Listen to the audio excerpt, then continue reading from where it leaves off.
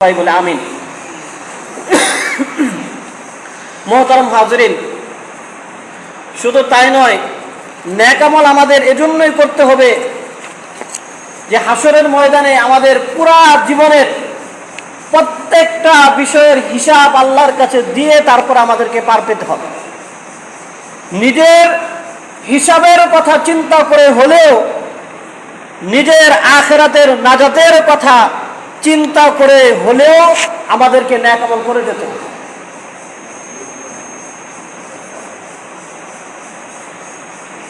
হযরত Abu Berjaya রাদিয়াল্লাহু তাআলা আনহু থেকে বর্ণিত, তিনি বলেন, এই হাদিসটিও তিরমিজি শরীফে এসেছে। আবু বারজা বলেন,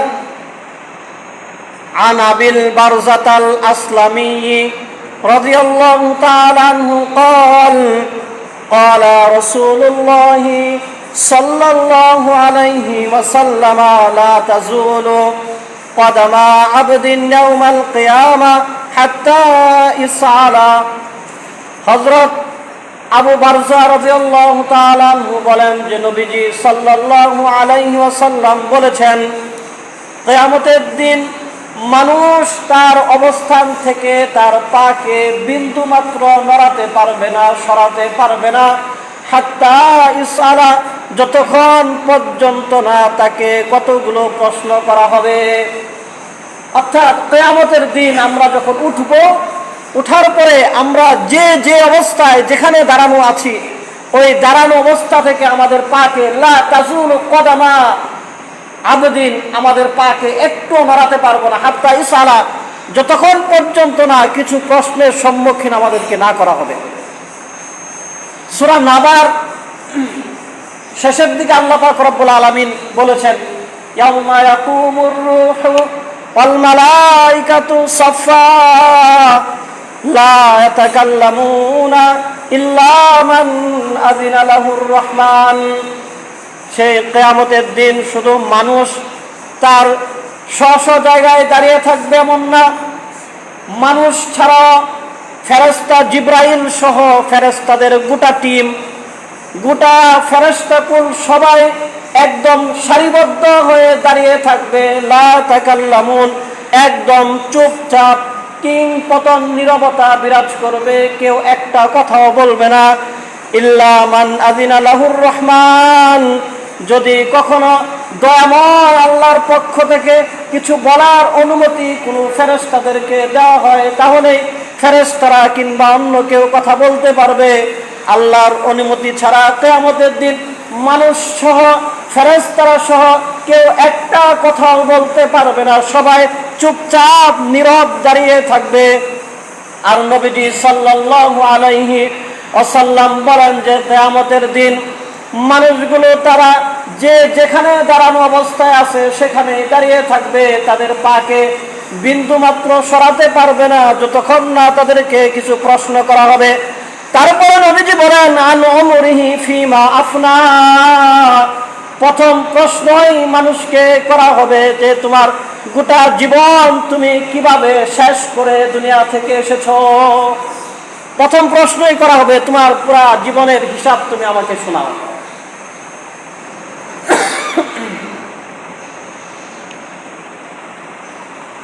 সূরা বনী ইসরাঈলের শুরুর দিকে আল্লাহ পাক রব্বুল আলামিন বলেছেন, ইকরা কিতাবাক কাফা বিনাফসিকাল ইয়াউমা আলাইকা হিসাবা। কিয়ামতের দিন মানুষের হাতে আল্লাহর পক্ষ থেকে একটি ডায়েরি ধরিয়ে দেওয়া হবে, একটি লিখিত পুস্তিকা তার হাতে ধরিয়ে দেওয়া হবে, আর বলা হবে ইকরা কিতাবাক, বলা হবে এটা হলো সারা জীবনের তোমার আমলনামা, সুতরাং তোমার আমলনামা তুমি নিজেই পড়তে থাকো। ইকরা কিতাবাক কাফা বিনাফসিকাল ইয়াউমা আলাইকা হিসাবা, এবং বলা হবে তোমার হিসাবের জন্য তুমি নিজেই যথেষ্ট। এই আমলনামা পড়ার পরে তুমি নিজেই বুঝতে পারবা তোমার হিসাবটা কেমন হবে। অনেক সময় এমন হয়, রেজাল্ট দেওয়ার পরে পরীক্ষার খাতাটা ছাত্রের হাতে শিক্ষক ধরিয়ে দেয়, এরপরে বলে এই দেখ তো তুই কি লিখছ, এগুলা পড়, তোরা যে নাম্বার দেবো তুই কি লিখছ, তুই এগুলা পড়, পড়ার পরে তুই নিজেই বুঝবি যে তুই কত নাম্বার পাওয়ার উপযুক্ত। আল্লাহ এই ব্যবহারটাই মানুষের সাথে করবেন যে তোমার আমল নামা তোমার হাতে ধরিয়ে দিলাম, তুমি পড়ো, তুমি পড়ার পরে তুমি নিজেই বুঝবা যে তোমার হিসাব কেমন হওয়া উচিত। নবীজি সেই বিষয়টাই বলে দিলেন যে মানুষকে কিছু প্রশ্নের সম্মুখীন হওয়া ছাড়া কিয়ামতের দিন তার পাকে বিন্দু মাত্র সে নড়াতে সরাতে পারবে না। তন্মধ্যে প্রথম প্রশ্ন হলো তোমার জীবন তুমি কিভাবে কাটিয়েছো, উত্তর দাও। তারপরে নবীজি বলেন ওয়ান ইলমিহি ফিমা ফাআলা, দ্বিতীয় প্রশ্ন করা হবে তুমি যতটুকু জ্ঞান অর্জন করেছিলে সে অনুযায়ী কতটুকু আমল তুমি করেছিলে সেটার উত্তর দাও। তুমি জানতে যে দৈনিক 5 ওয়াক্ত নামাজ পড়া ফরজ, বছরে 1 মাস রোজা রাখা ফরজ, সামর্থ্য হলে বছরে 1 বার যাকাত দেওয়া ফরজ, সচ্ছলতা থাকতে জীবনে 1 বার হজ করা ফরজ, এইরকম আরো যত বিধিবিধান যেগুলো ছিল তুমি যেগুলো জানতে। আন ইলমিহি ফিমা ফাআলা, তুমি তোমার জানা ইলমের কতটুকু আমল করেছো জবাব দাও। তারপরে আবার প্রশ্ন করা হবে ওয়ান মালিহি মিন আইনা আকতাসাবাহু, তাকে প্রশ্ন করা হবে তোমার দুনিয়াতে তোমার উপার্জনের খাত কি ছিল সেই বিষয়ে তুমি উত্তর দাও। প্রশ্ন করা হবে তুমি কিভাবে উপার্জন করেছিল, কোন পন্থায় তুমি জীবিকা নির্বাহ করেছো সেই বিষয়ে তুমি বলো। তারপরে আরো বলা হবে অফিমা আনফাকাহু, শুধু উপার্জন কিভাবে করেছো সেই বিষয় নয়, কিভাবে খরচ করেছো সেটাও তোমাকে হিসাব দিতে হবে, সেটাও তুমি হিসাব দাও। তারপরে আরো প্রশ্ন করা হবে ওয়ান জিসমিহি ফিমা আবলা, এবং তাকে প্রশ্ন করা হবে তোমার যুবক বয়সের যৌবনের সেই গুরুত্বপূর্ণ সময়টা যে ছিল সেই সময়টা তুমি কিভাবে খরচ করেছো সেটাও তুমি হিসাব দাও। এই মোট 5টা প্রশ্নের উত্তর আল্লাহ পাক রব্বুল আলামিন কিয়ামতের দিন প্রত্যেক ব্যক্তি থেকে চাইবেন। কেউ এই 5 প্রশ্নের উত্তর দেওয়া ছাড়া তার পাকে বিন্দু মাত্র কিয়ামতের দিন সরাতে পারবে না। আমরা হয়তো ভাবতে পারি বা চিন্তা করতে পারি যে হয়তো কিয়ামতের দিন দাঁড়ায় থাকবো, সমস্যা কি, প্রশ্নের উত্তরও দিলাম না, আমার জন্য কোনো ফয়সালা হলো না। বিষয়টা আসলে এমন না, বরঞ্চ কিয়ামতের এত কষ্ট এবং এত কষ্ট যে নবী এবং রাসূলগণ সবাই সেজদায় পড়ে ইয়া নাফসি ইয়া নাফসি করতে থাকবেন, এরকম ভয়াবহ অবস্থা হবে কিয়ামতের দিন। ওই সময় দাঁড়িয়ে থাকা কারো জন্যই সহজ হবে না। শুধুমাত্র আল্লাহ নির্বাচিত 7 শ্রেণীর মানুষ থাকবেন যাদেরকে আল্লাহ নিরাপদ আশ্রয় দান করবেন আরশের নিচে, তারা ছাড়া সবাই কঠিন আযাবের মধ্যে গ্রেফতার থাকবে। সুতরাং প্রশ্নের উত্তর দেওয়া ছাড়া আমাদের কোনো উপায় নেই, প্রশ্নের উত্তর সবগুলো আমাদেরকে দিতে হবে, তারপর আমাদের জন্য ফয়সালা হবে। মুহতারাম হাজিরিন, এজন্য জীবনের প্রধান উদ্দেশ্য হলো নেক আমল করা। এবং নবীজি সাল্লাল্লাহু আলাইহি ওয়াসাল্লামের বুখারী, মুসলিম এবং তিরমিজি শরীফ সহ বেশ কিছু কিতাবে হাদিসটি আসছে। এই হাদিসের আলোকে বোঝা যায় যে নেক আমল এটাই আমাদের জীবনের প্রকৃত বন্ধু। নেক আমল করাটা এটাই আমাদের জীবনের প্রকৃত বন্ধু। অনেক কিছুই তো আমাদের জীবনের উপকারে আসে, টাকা পয়সা, আত্মীয় স্বজন, সন্তান সন্ততি, স্ত্রী, পরিবার, বিভিন্ন জিনিস আমাদের বিভিন্ন ধরনের উপকারে আসে।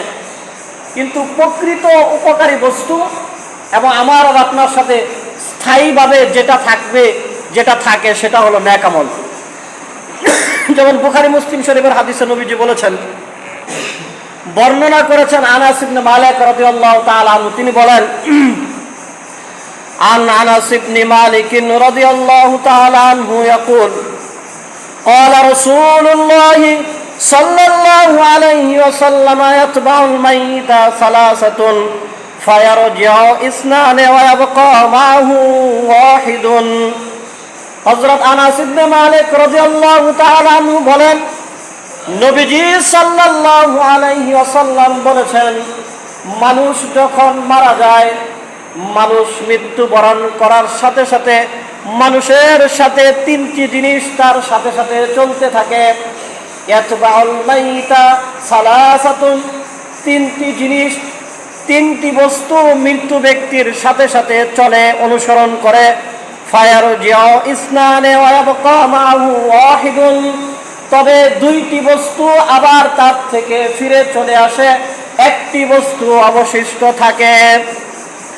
তারপরে নবীজি বলেন ইয়াতবাহু আহলুহু ওয়া মালুহু ওয়া আমালুহু, নবীজি বলেন মানুষ মারা যাওয়ার পরে তার পরিবার পরিজন, তার সম্পদ এবং তার আমল, এই তিনটা বিষয়, এই তিনটা বস্তুই মৃত্যু ব্যক্তিকে অনুসরণ করে। অর্থাৎ মানুষ মারা যাওয়ার পরে পরিবারের লোকজন যারা আছেন তারা এই লাশটাকে সুন্দর করে চাদরে ঢেকে রাখেন, মসজিদ থেকে খাটিয়ে আনার ব্যবস্থা করেন, কবর কোথায় দেওয়া হবে কবর খননের ব্যবস্থা করেন, বাঁশ জালের ওই বাঁশগুলা কাটার ব্যবস্থা করেন, দোকান থেকে কাপড়ের কাপড় আনার ব্যবস্থা করেন। একটা মৃত ব্যক্তিকে ইসলাম ধর্মের রীতিনীতি অনুযায়ী যেইভাবে কাফন দাফন করার ওই ব্যবস্থাগুলো পরিবারের মানুষজন করেন। এবং এই ব্যবস্থাপনা করতে যে কিছু টাকা পয়সার খরচ হয়, টাকা পয়সারও দরকার হয়, আর নেক আমলগুলো তো ওই মৃত্যু ব্যক্তির সাথে সাথেই আছে। এই তিনটা বস্তুই মৃত্যু ব্যক্তির সাথে সাথে চলতে থাকে। নবীজি বলেন ফায়ারজিউ অতঃপর আহলুহু ওয়া মালুহু, একটা সময় এমন অবস্থায় উপনীত হয় যে তার পরিবার পরিজন এবং তার সম্পদ ওই মৃত্যু ব্যক্তি থেকে আলাদা হয়ে যায়, ফিরে আসে। যখন মৃত্যু ব্যক্তিকে দাফন করা হয়, এখনো তো দুনিয়াতে এমন নজির হয় নাই যে মা সন্তানকে অনেক বেশি ভালোবাসে, কিন্তু ওই মা সন্তান যখন আগে মারা গেছে ওই সন্তানের কবরে মাও চলে গেছে, এরকম ঘটনা ঘটে নাই। সন্তান বাবাকে অনেক ভালোবাসে, তাই বলে এটা না যে বাবা মারা গেছে দেখা বাবার কবরে সন্তানও চলে যাবে, এই ধরনের ঘটনা ঘটে না, এবং এটা শরীয়ত সম্মত বিষয়ও না। কিংবা কোনো ব্যক্তি মারা গেছে, অনেক টাকা পয়সার মালিক ছিলেন, দুনিয়াতে হয়তো তিনি এই টাকা পয়সা মসজিদ মাদ্রাসায় ভালো কাজে অনেক খরচও করেছেন, তাই বলে এমনটা হয় না যে ওই ব্যক্তি মারা গেছে এক বিটকেস টাকা তার কবরে দিয়ে দাও বা 2 কোটি টাকা কবরে মাথার কাছে দিয়ে দাও, এই ঘটনাও ঘটে না। নবীজি বলেন যদিও মারা যাওয়ার পরে তার পরিবার পরিজন, তার টাকা পয়সা, এগুলো তার বিভিন্ন উপকারে ব্যবহার হয়েছে, তাকে অনুসরণ করেছে, কিন্তু একটা সময় এমন ফায়ারজিউ আহলুহু ওয়া মালুহু, তার পরিবার পরিজন এবং তার সম্পদ এই সব কিছু তার থেকে ফিরে চলে এসেছে। ওয়া ইয়াবকা আমালুহু, শুধুমাত্র নেক আমলই তার সাথে কবরে গিয়েছে। সুবহানাল্লাহ। এজন্য আমাদের প্রকৃত সাথী, প্রকৃত উপকারের বস্তু হলো নেক আমল, যেটা সার্বক্ষণিক আমাদের সাথে থাকবে। নবীজি এক হাদিসে তো এমনও বলেছেন যে মানুষের মাথার কাছে তার কোরআনকে রেখে দেওয়া হবে, কোরআন তার মাথার কাছে থেকে থেকে মৃত্যু ব্যক্তিকে পাহারাদারি করতে থাকবে। নবীজি বলেছেন যে ওই কোরআন কবরে রাখা হবে ওই সমস্ত মানুষের যারা প্রতি রাতে সূরা মুলক তেলাওয়াত করত, যারা প্রতি রাতে সূরা মুলক পাঠ করে। নবীজি বলেন সূরা মুলক পাঠকারীর কবরে যখন সওয়াল জবাবের ফেরেশতা আসবে, বারবার কোরআন তার পক্ষ থেকে আল্লাহর কাছে সুপারিশ করতে থাকবে, ফেরেশতাদের সাথে কথোপকথন করতে থাকবে। এজন্য মুহতারাম হাজিরিন, হযরত আলী রাদিয়াল্লাহু আনহু বলেছেন আল কবরু সুন্দুকুল আমাল, কবর হলো আমলের বাক্স। সুতরাং কবরটাকে তোমরা আমল দ্বারা পরিপূর্ণ করে দুনিয়া থেকে বিদায় নাও। এজন্য মুহতারাম হাজিরিন, নেক আমল হলো আমাদের স্থায়ী বন্ধু, নেক আমল হলো আমাদের সার্বক্ষণিক যে উপকার বস্তু আমাদের সাথে থাকবে সেটা হলো নেক আমল। এজন্য আমাদের উচিত আল্লাহ পাক রব্বুল আলামিন যতদিন আমাদেরকে হায়াতে বাঁচিয়ে রাখেন, আমাদের সামর্থ্য এবং স্বার্থের সর্বোচ্চটুকু উজাড় করে দিয়ে নেক আমল করা। আল্লাহ নবীজিকে স্পষ্টভাবে ঘোষণা দিয়েছেন ওয়াবুদ রাব্বাকা হাত্তা ইয়াতিয়াকাল ইয়াকিন, হে নবী যতদিন আমি আপনাকে হায়াত দেই, যতক্ষণ আপনি বেঁচে থাকবেন, ওয়াবুদ রাব্বাকা হাত্তা ইয়াতিয়াকাল ইয়াকিন, একদম মৃত্যুর গড়গড়ি, মৃত্যু আসা পর্যন্ত গোটা হায়াতের সবটুকু সময় ওয়াবুদ রাব্বাকা, আপনার রবের ইবাদত করতেই থাকবেন। আল্লাহর ইবাদত ছাড়া থাকার কোনো সুযোগ নেই। নেক আমল করা ছাড়া আমাদের বাঁচার আর কোনো উপায় নেই। আল্লাহ পাক রব্বুল আলামিন আমাদেরকে কথাগুলো উপলব্ধি করার এবং বেশি বেশি ন্যাক আমল করার তৌফিক দান করুন, সবাই বলে আমিন। মুহতারাম হাজিরিন, আমরা জানি গত জুমায় আমাদের একটি সূরার আলোচনা শেষ হয়েছে। সূরা আসরের আলোচনা আমরা করেছিলাম, সূরা আসরের আলোচনা শেষ হয়েছে। আজকে আরেকটি নতুন সূরা আলোচনা শুরু করছি। এই সূরার নাম হলো সূরাতুল কিয়ামাহ। সূরার নাম সূরা কিয়ামাহ। এটি কোরআন শরীফের ৭৫ নম্বর সূরা। এই সূরাতে মোট ৪০টি আয়াত আছে। এই সূরাটি মক্কায় অবতীর্ণ হয়েছে এবং শুরুর দিকেই অবতীর্ণ হয়েছে। কোনো কোনো তাফসীরে এমন বর্ণনা পাওয়া যায় যে নবীজির নবুয়তের ১ বছরের ভিতরে যেই সূরাগুলো অবতীর্ণ হয়েছে সেই সূরাগুলোর অন্তর্ভুক্ত সূরা কিয়ামাহ। এই সূরার নামকরণ, এই সূরার প্রথম আয়াতের একটা শব্দ থেকে এই সূরার নামকরণ করা হয়েছে। এই সূরা অবতীর্ণ হওয়ার অন্যতম কারণ ছিল নবীজি যেই কথাগুলোকে সামনে রেখে মক্কার কাফের মুশরিকদেরকে ইসলামের দাওয়াত দিতেন, সেই কথাগুলোর অন্যতম একটা কথা এবং ইমানের সপ্তম যে বিষয়, সেই ইমানের 7 বিষয়ের অন্যতম একটা বিষয় হলো মৃত্যুর পরবর্তী জীবন আছে এবং মানুষকে আবার মরার পরে জীবিত করা হবে। এই বিষয়টা যখন কাফেররা অনেকগুলো মানত, অনেকগুলো হয়তো তারা স্বীকার করত, কিন্তু এটা নিয়ে তাদের বড় ধরনের অবিশ্বাস ছিল, কনফিউশন ছিল, দ্বিধাদ্বন্দ্ব ছিল। সেজন্য আল্লাহ পাক রব্বুল আলামিন সূরা কিয়ামত এটাকে আল্লাহ পাক রব্বুল আলামিন অবতীর্ণ করেছেন। যেমন মক্কার এক মুশরিক একটা পুরান কবরের কিছু হাড্ডি নবীজির কাছে এনে, একদম শুকনো হাড্ডি, একদম পুরান হাড্ডি যেগুলো, সেগুলো আনার পরে এটা যখন হাতের তালুর মধ্যে এইভাবে চাপ দিছে, একদম পাউডারের মতো হয়ে গেছে।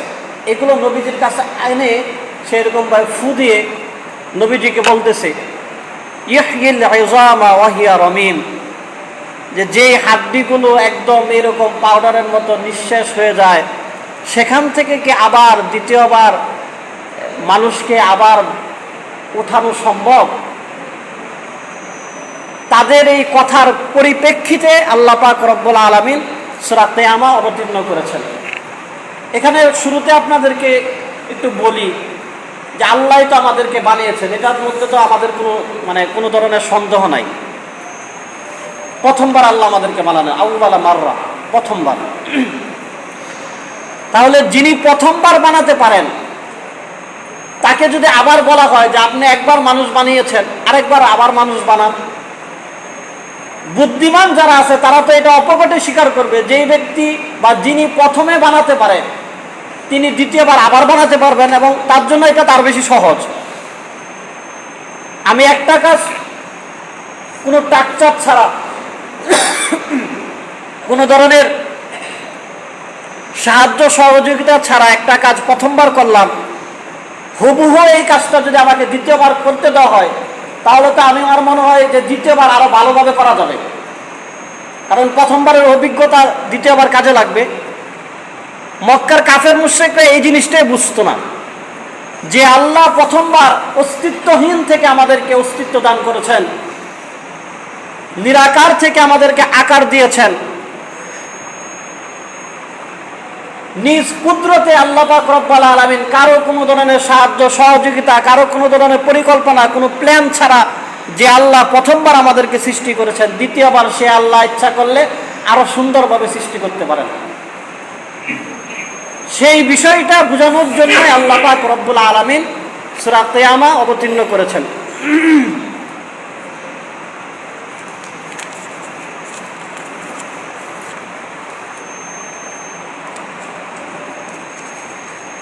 সূরা কিয়ামার মধ্যে বলেছিলাম ৪৫টি আয়াত আছে। আমরা আমাদের আলোচনা সহজের জন্য আপনাদেরকে বলি, অনেক সময়, বেশিরভাগ সময়ই একটা সূরাতে আল্লাহ কখনো এক বিষয়ে আলোচনা করেন, কখনো এক সূরাতে একাধিক বিষয়ে আলোচনা করেন। সূরা কিয়ামার মধ্যেও আল্লাহ একাধিক বিষয়ে আলোচনা করেছেন, তবে বেশিরভাগ আলোচনা কিয়ামত সংক্রান্ত। যেমন প্রথম 15 আয়াতে আল্লাহ পাক রব্বুল আলামিন কিয়ামতের ভয়াবহতার বিষয় বলেছেন। তারপরের কয়েকটা আয়াতে আল্লাহ পাক রব্বুল আলামিন নবীজি আল্লাহ থেকে ওহী বা বার্তা পাওয়ার জন্য খুব আগ্রহী থাকতেন, সেই বিষয় বলেছেন। তারপরের কয়েকটা আয়াতে আল্লাহ পাক রব্বুল আলামিন কিয়ামতের বিচারের দিন কিছু মানুষের চেহারা উজ্জ্বল হবে, কিছু মানুষের চেহারা অন্ধকারাচ্ছন্ন কালো হবে, তাদের বিষয় বলেছেন। সর্বশেষ কিছু আয়াতে আল্লাহ আবার কিয়ামতের বিষয়াদি বলে এবং আল্লাহ যে মৃত্যুর পরে অবশ্যই সৃষ্টি করতেই পারবেন, এটা যে আল্লাহর জন্য একদম সহজ, সেই বিষয়টা বলে আল্লাহ সূরা আলোচনা শেষ করেছেন। মোট 5টি বিষয় সম্পর্কে আল্লাহ সূরাতে বলেছেন। প্রথম 15 আয়াতে আল্লাহ পাক রব্বুল আলামিন কিয়ামতের ভয়াবহতার কথা বলেছেন। পরের 4 আয়াতে আল্লাহর নবী যে ওহীর প্রতি আগ্রহী সেই বিষয় বলেছেন। তারপরের 6 আয়াতে আল্লাহ পাক রব্বুল আলামিন কিয়ামতে কিছু মানুষের চেহারা উজ্জ্বল, কিছু মানুষের চেহারা গুমরা, অন্ধকারাচ্ছন্ন, তাদের কথা বলেছেন। সর্বশেষ 10 আয়াতে কবর এবং তারপরে যে আল্লাহ পাক রব্বুল আলামিন মানুষকে অবশ্যই উঠাবেন সেই বিষয় বলে এই সূরা আলোচনা শেষ করেছেন।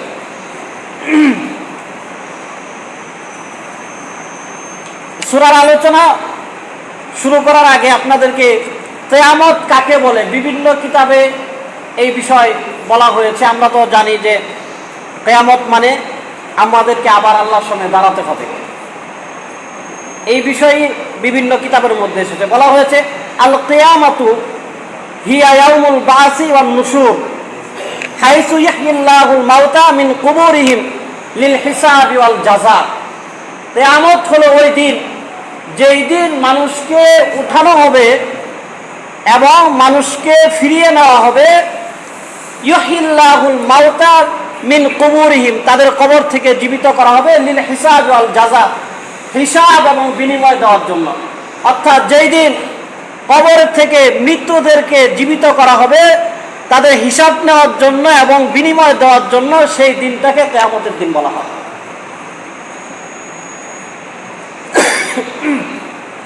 এবং কিয়ামতকে কিয়ামত বলার একটা অন্যতম কারণ হলো আমরা নামাজে যতক্ষণ দাঁড়িয়ে থাকি এটাকে বলা হয় কিয়াম। কামা ইয়াকুমু কিয়ামান শব্দের অর্থ দণ্ডায়মান হওয়া, দাঁড়ানো।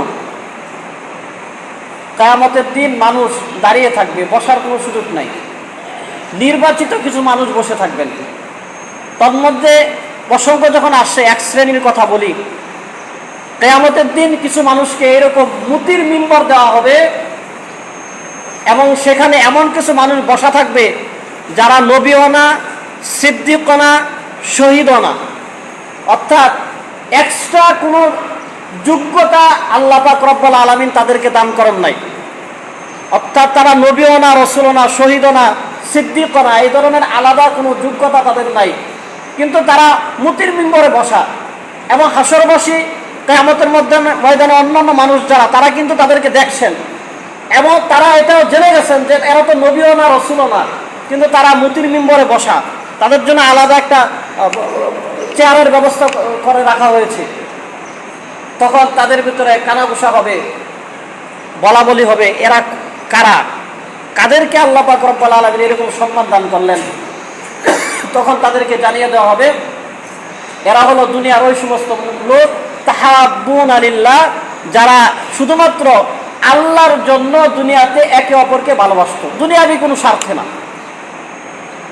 তাদের এই মানুষগুলোর দুনিয়াতে কোয়ালিটি ছিল, যোগ্যতা ছিল, তারা একে অপরকে মুহাব্বত করত, একে অপরের সাথে হৃদ্যতাপূর্ণ সম্পর্ক রাখত, শুধু এজন্যই যে আল্লাহ আমাকেও মানুষ বানিয়েছেন, তাকেও মানুষ বানিয়েছেন। হয়তো দুনিয়াতে তার পজিশন বড়, আমার পজিশন ছোট, কিংবা আমার পজিশন বড়, তার পজিশন ছোট, কিন্তু আমরা দুইজনই মানুষ, একজন আরেকজনকে আল্লাহর জন্য মহব্বত করে, সম্মান করে, ভালোবাসে। এইরকম আল্লাহর জন্য ভালোবাসা ব্যক্তিরা কিয়ামতের দিনে এরকম মুতির মিম্বরের আসনে থাকবে, যদিও তারা নবীও না, রাসূলও না। এছাড়া যত মানুষ আছে সবাই কিয়ামতের দিন দাঁড়ানোই থাকবে। যেহেতু সেখানে দাঁড়ানো অবস্থায় থাকবে, বসার কোনো ব্যবস্থা নাই, সেজন্য এই কিয়ামতের দিনটা কিয়ামত, অর্থাৎ দাঁড়ানোর দিন, সব দাঁড়ানো। এবার আমরা সূরার আলোচনা শুরু করি। বিসমিল্লাহির রহমানির রহিম। লা উকসিমু বিয়াউমিল কিয়ামাহ। প্রথম আয়াতে আল্লাহ বললেন, প্রথমে আল্লাহ বললেন লা। লা মানে না। লা শব্দের অর্থ না। না বলতে তোমরা কিয়ামতকে অস্বীকার করো, মক্কার কাফের মুশরিকরা, তোমাদের এই অস্বীকার করাটা ঠিক না, মানে তোমরা অস্বীকার করো, এটা না। অর্থাৎ কিয়ামত আছে। আল্লাহ বলেন উকসিমু বিয়াউমিল কিয়ামাহ, আমি আল্লাহ নিজে এই কিয়ামতের কসম করলাম। এরপর আল্লাহ দ্বিতীয় আয়াতে বলেন ওয়ালা উকসিমু বিন নাফসিল লাওয়ামা। দ্বিতীয় আয়াতে আল্লাহ বলেন ওয়ালা, এবং আল্লাহ বলেন লা, অর্থাৎ তোমরা হয়তো অস্বীকার করো কিয়ামতকে, সেই কিয়ামত অবশ্যই সত্য, আমি কিয়ামতের কসম করলাম, এবং আমি কসম করলাম উকসিমু বিন নাফসিল লাওয়ামা, নফসে লাওয়ামার কসম আমি করলাম। নফসে লাওয়ামা বলা হয় ওই নফসকে, যেই নফস গুনাহগারকে তিরস্কার করে। আমাদেরকে আল্লাহ পাক রব্বুল আলামিন মানুষ বানিয়েছেন। মানুষকে, মানুষের ভিতরে যে বিবেক বুদ্ধি, যেটাকে আমরা বলি মানবীয় যে একটা বিষয় মানুষের ভিতরে আছে, এটাকে আল্লাহ 3 শ্রেণীর বানিয়েছেন। এগুলোকে নফস বলা হয়। এই নফসকে আল্লাহ পাক রব্বুল আলামিন 3 রকম বানিয়েছেন। সূরা ইউসুফের মধ্যে আল্লাহ বলেছেন নফসে আম্মারা, এখানে বলছেন নফসে লাওয়ামা। আর সূরা ফজরে আল্লাহ বলেছেন নফসে মুতমাইন্না। নফসে আম্মারা হলো এমন নফস, যে নফস সবসময় উল্টা দিকে চলে, অর্থাৎ ওই নফস কখনো ভালো কোনো কিছু পছন্দ করে না। যত নেগেটিভ আছে, যত পাপাচার আছে, গুনাহ আছে, ওই নফস সবসময় ওদিকে যায়। দুনিয়াতে এরকম কিছু মানুষ আপনি দেখবেন, যে এই মানুষগুলো কোনো সময় ভালোর দিকে যায় না, সবসময় এগুলো কিছু মন্দ যেখানে আছে সেখানে তাদেরকে পাবেন। আর নফসে লাওয়ামা হলো এইরকম নফস, যে নফস ভালো করলে ভালো বলে, খারাপ করলে তাকে তিরস্কার করে। আল্লাহ বলেন যে আমি ওই নফসের কসম করলাম যে নফস মন্দকে তিরস্কার করে। এটা হলো একটা মানে মাঝামাঝি একটা নফস, যেটা ভালোকে ভালো বলে, খারাপকে খারাপ বলে। আর আম্মারা হলো যেটা সবসময় উল্টা দিকে যায়, খারাপটাকে পছন্দ করে। আর নফসে মুতমাইন্না হলো সবচাইতে ভালো নফস, প্রশস্ত আত্মা। আল্লাহ বলছেন যে এই আত্মাগুলোকে, এই নফসের অন্তর্ভুক্ত যারা, তাদেরকে হাসরের ময়দান থেকে আল্লাহ ডেকে জান্নাতে দিয়ে দিবেন। সুবহানাল্লাহ। সূরা ফজরের শেষে আল্লাহ বলেছেন ইয়া আইয়াতুহান নাফসুল মুতমাইন্না ইরজিই ইলা রাব্বিকি রাদিয়াতাম মারদিয়া ফাদখুলি ফি ইবাদি ওয়াদখুলি জান্নাতি। আল্লাহ বলবেন হাসরের এই কঠিন দিনে যে ওই প্রশস্ত আত্মা, নফসে মুতমাইন্নার যারা অধিকারী, তারা কোথায়? ইরজিই ইলা রাব্বিকি রাদিয়াতাম মারদিয়া, তোমরা তোমাদের রবের সন্তুষ্টির দিকে আসো। জীবনে তোমরা ভালো কাজ করে তোমাদের রবকে খুশি করেছো, আজকে তার সন্তুষ্টির দিকে আসো। ফাদখুলি ফি ইবাদি, তোমরা আল্লাহর বান্দাদের অন্তর্ভুক্ত হয়ে যাও। ওয়াদখুলি জান্নাতি, এবং জান্নাতে প্রবেশ করো। কোন কোন ব্যাখ্যাকার বলেছেন নফসে মুতমাইন্নার অন্তর্ভুক্ত হলেন সমস্ত নবী এবং রাসূলগণ। সুবহানাল্লাহ। সমস্ত নবী এবং রাসূলদেরকে আল্লাহ পাক রব্বুল আলামিন নফসে মুতমাইন্নার অন্তর্ভুক্ত করেছিলেন। অর্থাৎ তাদের ভিতরে কোনো ধরনের পাপাচার, কোনো গুনাহ, কোনো অহমিকা, কোনো খারাপ কোনো কিছু নাই। তারা সব সময় আল্লাহর রাজি এবং সন্তুষ্টিতে জীবনযাপন করেছে। তাহলে সূরা কিয়ামত দ্বিতীয় আয়াতে আল্লাহ বললেন যে আমি নফসে লাওয়ামার কসম করলাম, যেই নফস খারাপকে তিরস্কার করে, ভালোকে ভালো বলে। তারপরে আল্লাহ বলেন আয়াহসাবুল ইনসানু আল্লান নাজমা ইযামা। কাফেররা তো কিয়ামতের দিন যে আল্লাহ মানুষকে আবার জীবিত করবেন সেটাকে অস্বীকার করে। আল্লাহ বলতেছেন আয়াহসাবুল ইনসান, মানুষ কি এই ধারণা করে আল্লাহ নাজমা ইযামা, আমি তাদের হাড্ডিগুলোকে একত্র করতে পারবো না, এটা ধারণা করে তারা একদম হাড্ডিগুলো পচে গলে নিঃশেষ হয়ে যাবে, সেগুলোকে আমি আল্লাহ আবার জমা করব, এটা আমি পারবো না, মানুষ এই ধারণা করে। বালা কাদিরিন, আল্লাহ বলে অবশ্যই এই সক্ষমতা আমার আছে, আমি এই নিঃশেষ হয়ে যাওয়া হাড্ডিগুলোকে আবার জমা করতে পারবো। আলা নুসাউইয়া বানানা, হাড্ডি জমা করা তো অনেক কঠিন সাধ্য বিষয়। আমি আল্লাহ মানুষের আঙুলের অগ্রভাগের যে ছাপগুলো আছে সেগুলোকে আমি আল্লাহ আবার নতুন করে বানাতে সক্ষম। সুবহানাল্লাহ।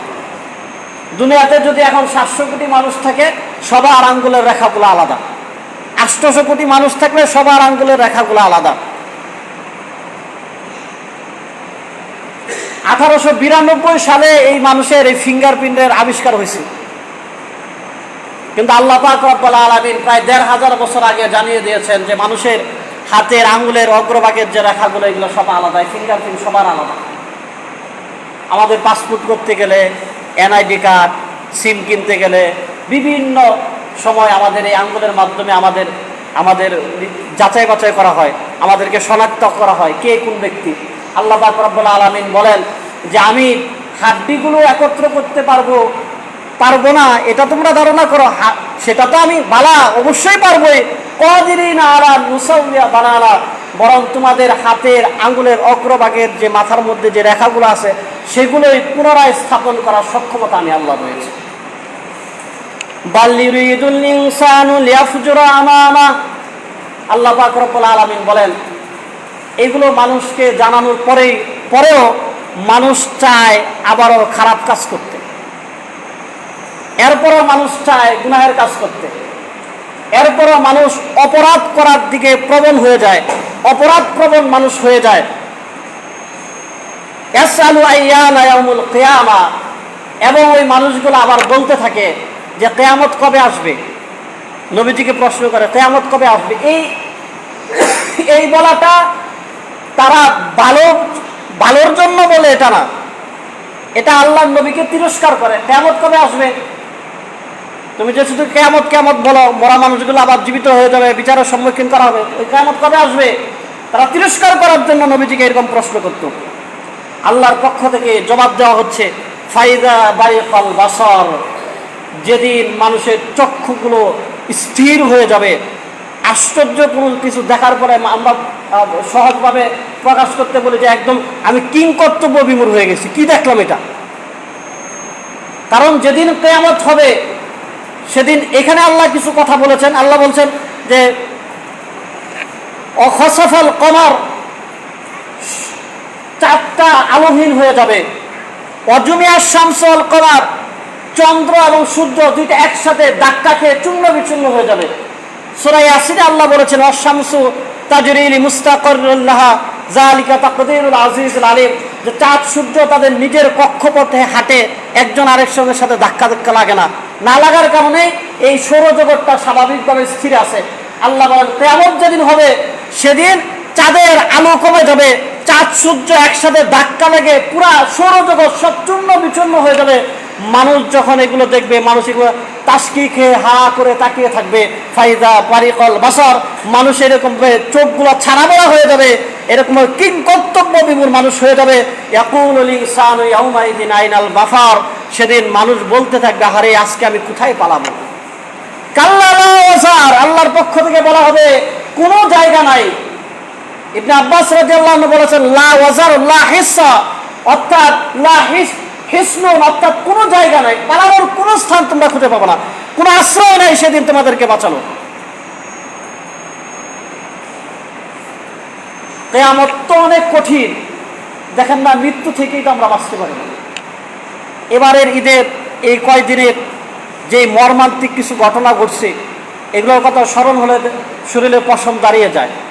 আমরা রোজার শেষের দিকে দেখছি খুলনায় এক নববধূ বিয়ের পরে স্বামীর বাড়ি যাওয়া অবস্থায় গাড়ি অ্যাক্সিডেন্টে মারা গেছে।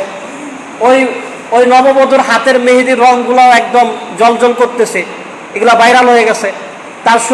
তার হাতের মধ্যে গহনাগুলো ছিল, পুরা পরিবার সবাই একসাথে মারা গেছে। আমাদের মসজিদের সভাপতি সাহেব তিনি বলছেন যে ঈদের দিন 11টার পরেও কথা বলছেন একজনের সাথে, রাত 11টার দিক থেকে শুনছেন তিনি মারা গেছেন। জলজন্ত মানুষ, বেশি বয়সও হয় নাই। এই যে গত পরশু দিনের ঘটনায় তো আমাদের এই যে দৌলদিয়াতে একটা বাস পড়ে গেল পানিতে। গতকালকে কুমিল্লায় উল্টা দিক থেকে একটা বাস এসব মাইক্রোবাসকে চাপা দেওয়া, পুরো পরিবারের 4-5 জন সবাই একসাথে শেষ। স্বাভাবিক দুনিয়াটা কিন্তু স্বাভাবিক, চাঁদের আলো কমে নাই, চাঁদ সূর্য একসাথে লেগে এরকমভাবে সৌরজগৎটা ধ্বংস হয়ে যায় নাই। কিন্তু তারপরে যখন মৃত্যু আসে কেউ মৃত্যু থেকে বাঁচতে পারে না। আর আল্লাহ বলেন ওদিন মানুষ নিজেরাই বলতে থাকবে আমার বাঁচার কোনো আশ্রয় নাই, কাল্লা কোনো জায়গা নাই, কোনো আশ্রয় নাই। ইলা রাব্বিকা ইয়াউমাইযিনিল মুস্তাকার, শুধুমাত্র আশ্রয় আছে তোমার প্রতিপালক আল্লাহর কাছে। ইনাব্বাউল ইনসানু ইয়াউমাইযিন বিমা কদ্দামা ওয়া আখার, সেদিন প্রত্যেক মানুষকে তার আমলের ওই বিষয়গুলো জানিয়ে দেওয়া হবে যেগুলো সে আগে পাঠিয়েছে, যেগুলো সে পরে পাঠিয়েছে। অর্থাৎ আমরা এখন যে আমল করতেছি এই আমলগুলো আমাদের আমল নামায় জমা হচ্ছে, এগুলো আগে গেছে। আমরা যদি কোনো সদকায়ে জারিয়া, কোনো ভালো কাজ রেখে যাই, আমরা হয়তো মারা যাব, মারা যাওয়ার পরেও সে আমলগুলো আমাদের আমল নামায় যাবে। আল্লাহ সেটাই বললেন ইনাব্বাউল ইনসানু ইয়াউমাইযিন বিমা কদ্দামা ওয়া আখার, যে মানুষ আগে যেগুলো পাঠিয়েছে সেগুলো তাকে জানিয়ে দেওয়া হবে, যেগুলো পরে পাঠিয়েছে সেগুলো তাকে জানিয়ে দেওয়া হবে। বালিল ইনসানু আলা নাফসি বাসীরা, আরে বরং মানুষ নিজেই তো জানে যে সে কেমন আমল করে দুনিয়া থেকে গেছে। বালিল ইনসানু আলা নাফসি বাসীরা, বরঞ্চ মানুষ তার নিজের ব্যাপারে নিজেই ভালো জানে। ওয়ালাউ আলকা মাযিরা, যদিও সে বিভিন্ন ধরনের বাহানা তালাশ করতে থাকে, বিভিন্ন ধরনের উযর আপত্তি সে করতে থাকে, কিন্তু সে নিজেই জানে যে সে কি করে দুনিয়া থেকে বিদায় নিয়েছে। সূরা কিয়ামত প্রথম 15 আয়াতে আল্লাহ পাক রব্বুল আলামিন কিয়ামতের এই ভয়াবহতার কথাগুলো বললেন। বাকি আলোচনাগুলো সামনে বলা হবে। আল্লাহ পাক রব্বুল আলামিন আমাদেরকে এই কথাগুলো জীবনে ধারণ করে, কিয়ামতের কথা স্মরণ করে বেশি বেশি নেক আমল করে জীবন ধারণ করার তৌফিক দান করে। সবাই বলে আমিন। যারা পরবাসী